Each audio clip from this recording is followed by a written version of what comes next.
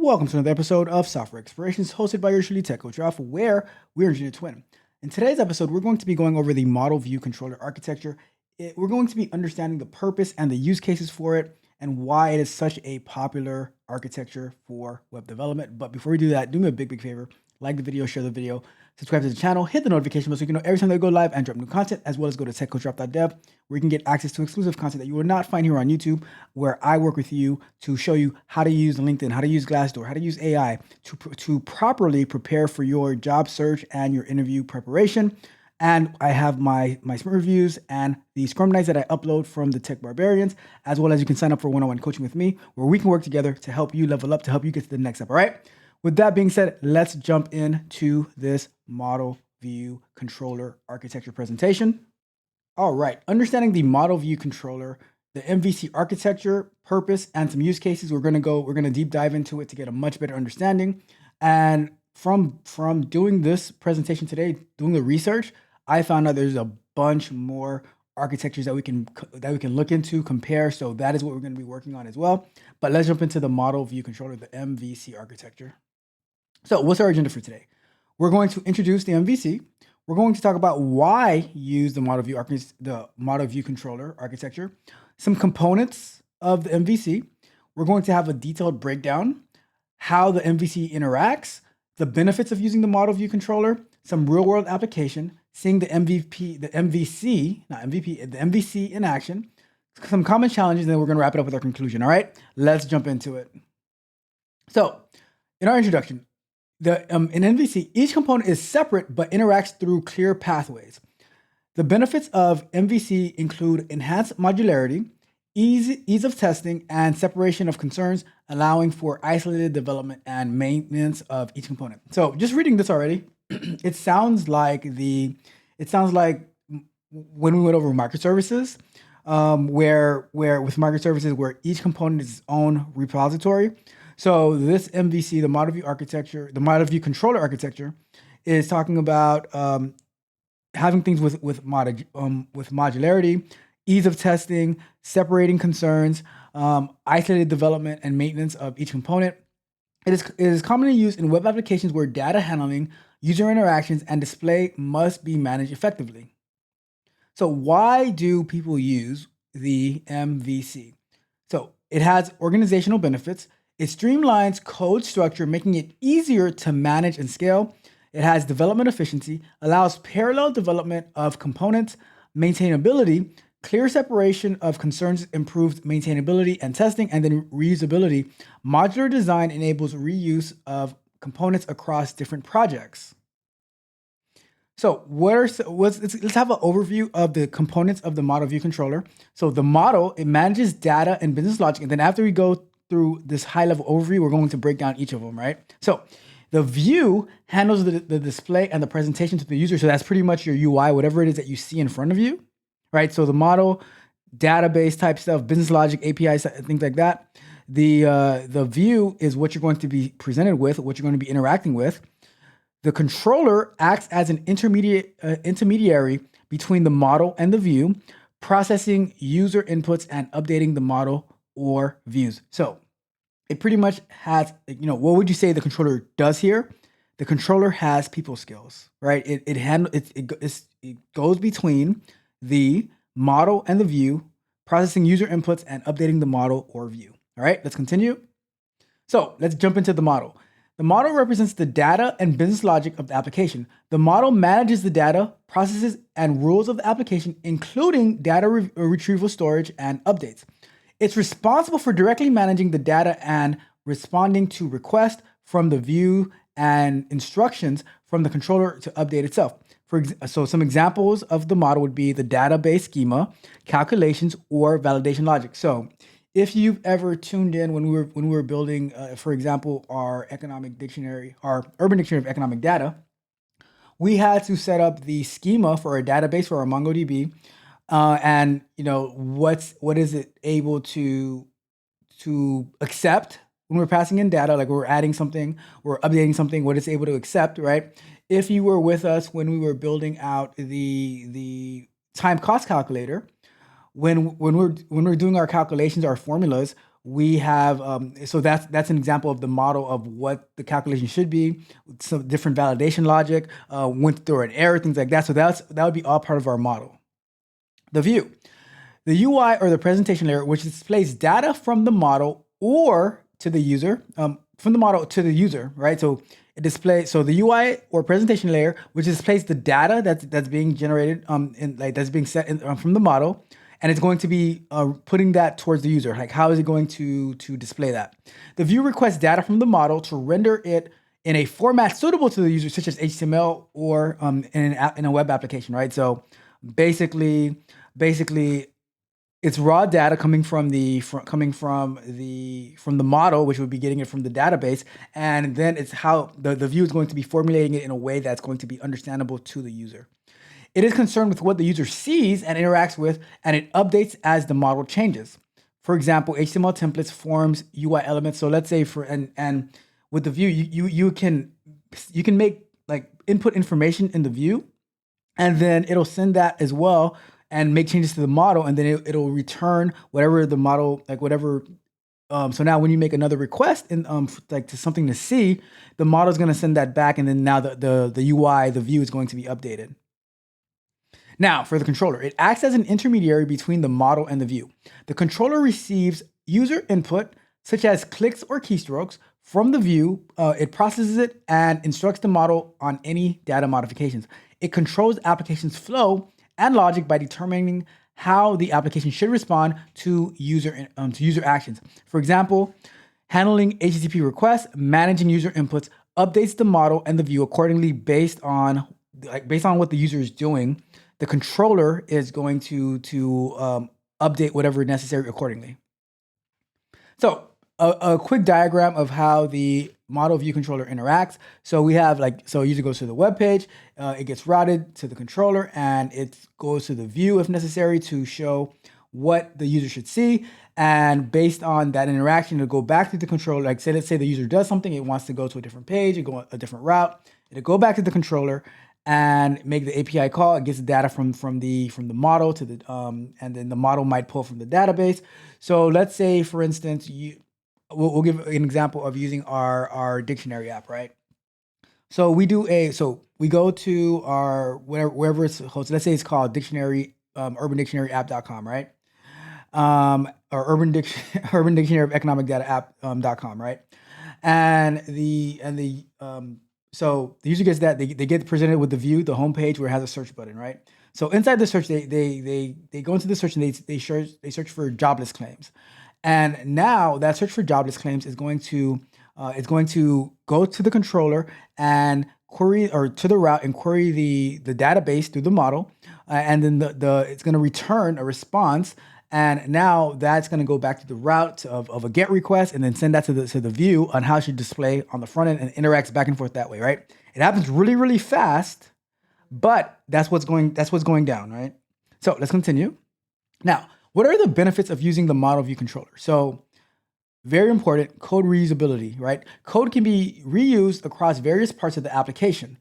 Parallel development. Front end and back end can be developed simultaneously. So you can have front end developers working on part of the app. You can have back end developers working on part of the app where they're setting up the API, they're setting up the database, and then the front end can be working on how to interact with the back end, so that you can have a nice looking presentation layer, and you can even have like the whole UI created and mocked, so that once the backend is ready, it's just plug and play at that point. Easier testing. Components can be tested independently. So you can have unit testing, you can have API testing, you can have UI testing, and they can all be separate, right? So, and as I was mentioned, you can be mocking the front end on what the expected return is from the back end. And so you can write your UI automated test with that, with the mocks in place. And then you can also have your API test that's testing the interaction, what's going on with the database, what's going on with the API, and then the UI should just be rendering that data. And then we have scalability. It's suitable for applications that are expected to grow, which is great because our hope would be that our applications actually grow. So the model view controller in real life. What frameworks use the model view controller? So we have Ruby on Rails, I am yet to dive into Ruby. I would love to dive like at some point on this channel because guess what? Just looking at this, all these things that we can investigate, we have endless content. At some point, we're going to get into Ruby on Rails. We've been working on building out our React app for the Urban Dictionary of Economic Data. We've been working on deploying it. We've been working on DevOps. So we're going to be getting into Kubernetes. So, and then in the morning, we work on our mobile app development. So many things that we're doing over here, but it's endless things for us to learn. We're definitely going to get into Ruby on Rails. We're definitely going to get into Django. I would back in the days, back in 2016. I was working on a company where they were using Java and the Spring MVC framework. So I have used it from a testing perspective, but we are going to dive into that. ASP.NET MVC, if you're into that type of stuff, .NET and C# if you're into the whole Microsoft development side of things. There was a Laravel with PHP. That we might not touch on this channel. I'm just saying, we might not get into PHP on this channel. There's Code Igniter for PHP. There's Angular with JavaScript and TypeScript. There's Express.js plus MVC libraries using Node.js. There's Symfony with PHP. And there's Cake PHP for PHP, right? There's a lot of MVC frameworks for PHP that I'm just realizing as I'm reading this, which is really, really cool. I know some people who are really into PHP. I never really got into PHP that much, but maybe one day we'll actually get into PHP on this channel. All right, let's continue. Let me see. So some example of applications that use the MVC controller architecture. We'll have Instagram, which was originally built with Django and Python. Twitter, initially built on Ruby on Rails. Spotify, Django, Python for web. LinkedIn, Spring MVC and Java. Shopify, Ruby on Rails. Pinterest, Django and Python. Basecamp, Ruby on Rails. Uber, Node.js with MVC architecture. Netflix, Spring MVC. And microservices, and Trello, Node.js, and Backbone.js. I have not heard of Backbone.js. But it is pretty amazing. And do all of these companies still use the same languages and MVC architectures? I don't know, but at some point they did, and which is really, really cool to see what all these companies have actually used.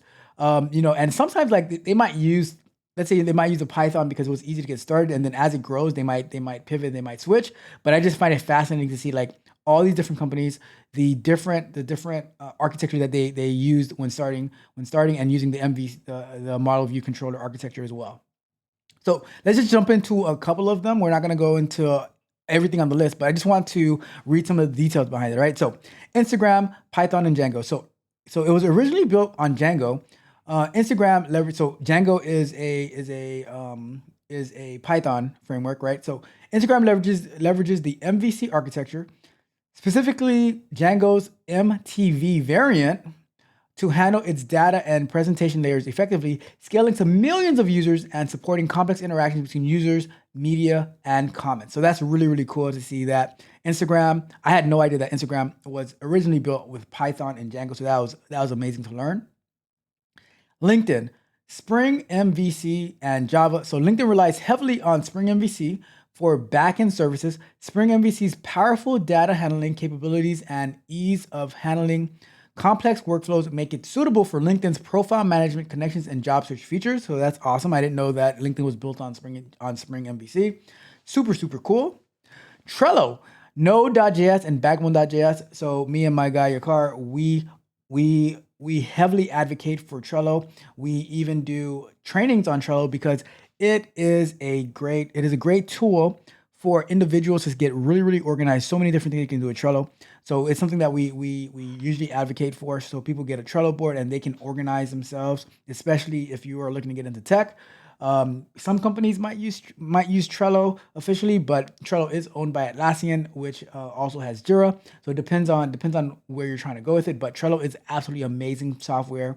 So let's read. Trello, a productivity app for organizing projects, uses Backbone.js on the front end, following an MVC-inspired pattern. It also uses Node.js on the back end, structuring the data and user interactions for seamless task and project management. So really, really good. Definitely recommend looking into Trello. So what are some common challenges that people face when using the model view controller. We're not going to get into all of them, right? And there's a lot more than these that I have listed over here, but we're just going to touch on a few of them. So the fat controller problem. Talk about fat shaming, right? The fat controller problem. Tight coupling between model and view. Overhead in managing many files and layers, and complexity in maintaining the separation of concerns. Lastly, testing complexities with multiple layers. So let's jump into this a little bit. So the fat controller problem. Overloaded logic. The fat controller problem arises when controllers take on too much logic, handling data processing, validation, and business rules, leading to bloated and complex code. Poor maintainability. Controllers become harder to read, test, and maintain due to the mixed responsibilities and intertwined dependencies within a single component. Solutions. Delegate logic to models or service layers. Use helper classes for repeated tasks, and keep controllers focused on routing and responsibility and response handling. So I'll give a quick example with this, right? Let's say you build an API, and that API wants to handle user management. The API wants to handle logic for. So I'll give an example. We're building our API for our dictionary app, right? And we want to have users. We also want to have the definitions, and we also want to have examples. So if we say we're going to put in one API the users, and the definitions and the examples, or whatever, right? It can get bloated if we because the users do not have to be part of that same API. You can have a separate, and this is where my microservice mind comes in, where you can have a separate model and service for our users, right? And now you build out that API, and then they can make a connection to the definitions and stuff like that. So you just don't want to have too much on one type of controller, one type of model, because then that's going to weigh it down. It's going to slow down. It's going to slow it down as well. So the solution says, delegate logic to models or service layers. Use helper classes for repeated tasks, and keep controllers focused on routing and response handling. Right? Don't get a fat controller. Right? Tight coupling. Direct dependencies. Tight coupling occurs when views depend heavily on the structure and specifics of models, making it hard to change models without breaking or altering views. So I'm going to touch on that in a little bit, right? But limited flexibility. This coupling reduces modularity and makes it difficult to reuse or modify components independently, affecting scalability and maintainability. So the solution is use data transfer objects, DTOs, or view models to act as intermediaries, reducing direct model view dependencies and improving flexibility and accessibility. So I'm just gonna throw this out right quick, right? And this is why I love doing this. At work, the engineers are always talking about, I always see the term DTOs floating around here and there inside their code. And now I understand, this just helped me understand what it means. Data transfer objects is what it's referring to. So now when I go and look at the code and I'm reading a DTO, I'm going to say, oh, okay, so this is the data transfer object. So, and this is to avoid tight coupling. And here's the thing. So what I was going to say about tight coupling, right? So you do not want to, you want to be fluid, you want to be liquid, you want to be flexible, because you don't want to say, all right, if I need to make a change in the model, then it's going to break my view. They should be separated from each other. And that's why the controller is supposed to sit in the middle, because you don't want your view to be highly reliant on your model, right? It's a no-no. And that's what it's saying. It's going to mess with your flexibility. So keep that in mind. Let's continue. Many files and layers overhead. So file proliferation. The model view controller structure requires separate files for models, views, and controllers for each feature, leading to large file counts and complex project structures. And then it has organizational complexity with that. As the application grows, managing and navigating these files become cumbersome, impacting productivity and maintainability. So the solution to this many files and layers overhead is use feature-based folders or modularize related components to streamline the file structure and keep the project organized and manageable. You got to be organized. You got to stay organized, all right? So that is it. There are a lot more other common challenges, but I am not going to give everything to you. You have to do your own homework. You have to go and look it up as well to see what what comes along with this. And most importantly, I want you to try out the model view controller if you're getting into web development. Very, very important. Like we're definitely going to be trying Angular on this channel. I want to dip and dabble in all of these things because it is so important to get familiar. Like I was just saying, going through this and finding out about the data transfer objects just opened my eyes to a lot of the things that I see at work. And as we get back to full screen, after we wrap up with this conclusion, I'm going to share some insight on working in the tech community, in the tech field, especially and from a QA engineer perspective, right? So, in conclusion, let's wrap it up. We did our introduction to the model view controller architecture, why use the model view controller, the MVC's component overview. We went through a detailed breakdown of the model, the view, and the controller. We went through how does the model view controller interact with each other. We spoke about the benefits of using the MVC. We looked at some real world application. So the MVC in real life, the different frameworks that use it, as well as different companies that use MVC. We looked at the MVC in action. We had some common challenges that you might face with the MVC, but there are some more to look into. And with that being said, if you have any feedback on this presentation, if I got something wrong, please let me know. Leave me a comment saying what I got wrong, and maybe I foobarred something, maybe I missed something up. So let me know. If you have any questions, feel free to drop a comment and I will make sure to answer your question. I might not know the answer right away, but I guarantee I will find it for you, all right? With that being said, let's get back to our full screen. All right, so there you have it. That was the MVC, the Model View Controller Architecture, one of the most popular web development strategies and architectures, and that's around in tech, right? With that being said, this is the thought that I had. As a QA engineer, it was always said, like, and this is one of the things that annoy me about QA, right? It is always marketed that oh, you don't need to have that much technical knowledge. Anybody can do QA, but guess what? If you have the technical knowledge, it makes you understand better. So as we're going through this, and I saw about the DTO, the data transfer objects, and I'll be in a meeting, and the developers will say, "Oh, did you use a DTO? Did you use or look at the DTO and stuff like that?" And I'll see the code and stuff like that. But I didn't really understand it. But it didn't impair me from being able to do my job, right? But now that I see that we've been going through this, and I see this, and I'm like, oh, I'm able to put the pieces together a lot better. And that's why I tell you, like, whatever it is that you do in tech, you need to get more exposure. You need to get more exposure to get a better understanding of the things that you're touching. Because once you're able to do that, then you're able to have better communication. You're able to add more value, which I always emphasize here: adding value.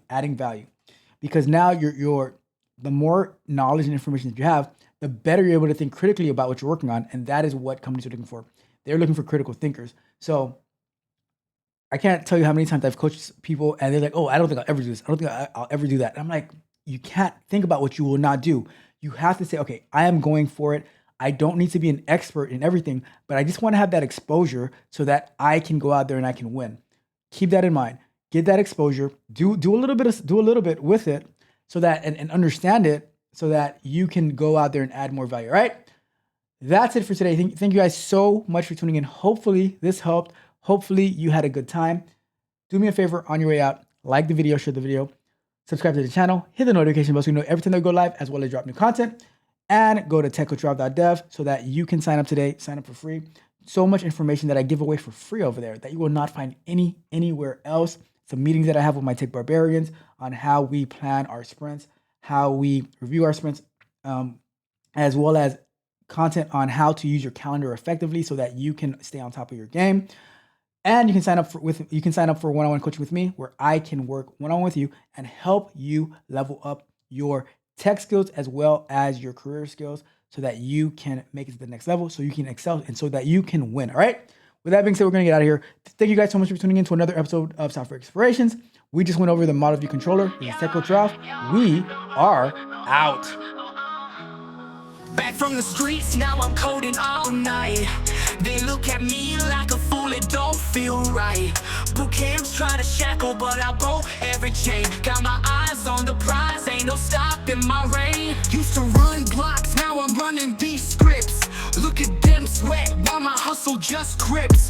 No room for cowards in this digital climb. I'm the king of this jungle, it's my coding time. King of the code, I wear the crown.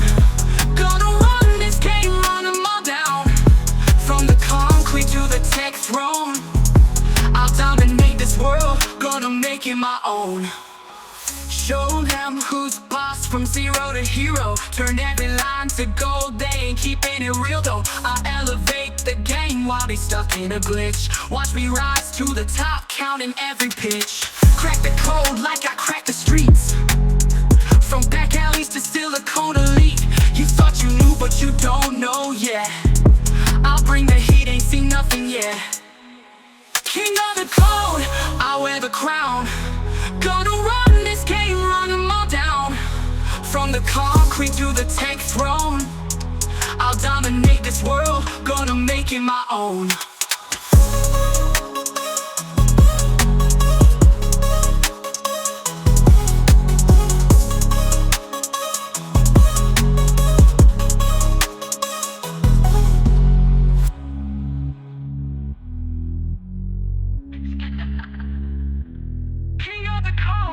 I wear the crown.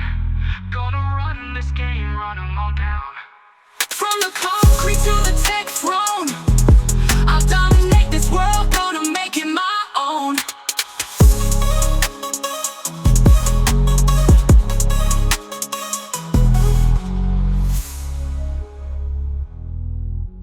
Show them who's boss from zero to hero. Turn every line to gold, they ain't keeping it real though.